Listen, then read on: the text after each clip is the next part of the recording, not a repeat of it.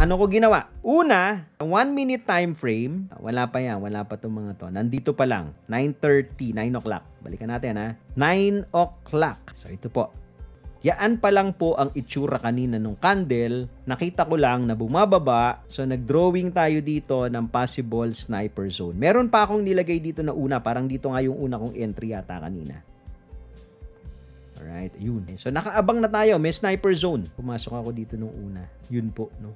Pagpasok ko, umakyat lang ng konti. Hindi ako nakatipi. Tinagos. So my second entry was here. So bakit ako pumasok dyan? Kasi yan yung in-identify ko na sniper zone sa 1 minute time frame. Galing dun sa mabilis na pagbaba. Kita nyo yung bilis ng pagbaba, 1 minute lang yan. Tapos, meron po siyang bilo-bilo. So pumasok ako dito. I think itong kandila na to, nakadalawa ko or here. Ayan, look at happen. Ay, so yun. So dito, somewhere here, ito po, nakita nyo, ipit ako dito, di ba? Ayun, ipit tayo. Yun yung huli kong kinlose. Ito po, somewhere here na close ko na yan. Kasi 2 blocks lang or 200 pips nagtitipi na yung bot natin. So yun, tapos na tayo.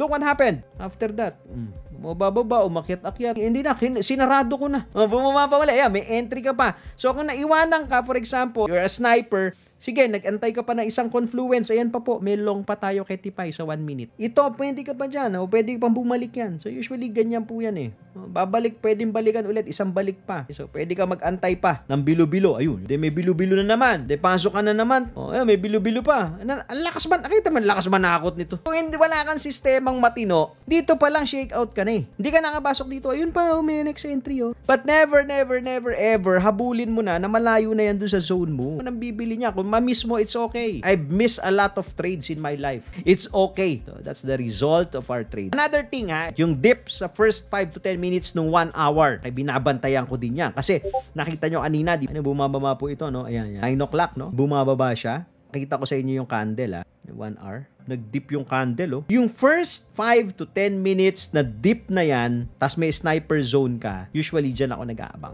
Tas may bilo-bilo, ha. Kasi most of the time, nakita mo tong previous candle sa 1H. Di ba? Puro parang espada, puro doji, puro needle yan, oh. Ibig sabihin, yan dip na yan, pwedeng hugutin yan. Hindi yan diretso ng long red kasi kakaumpisa pa lang nung candle. So, tingnan mo, in reference to the candles, 1 hour candles, to the left, marami na pong mga needle. Uhugutin mo na yan. Pwede niyang idiretso sa closing, pero not in the opening. Kita nyo, gumawa pa siya ng taas, oh. Umakyat pa siya. Follow for more Tito Moves!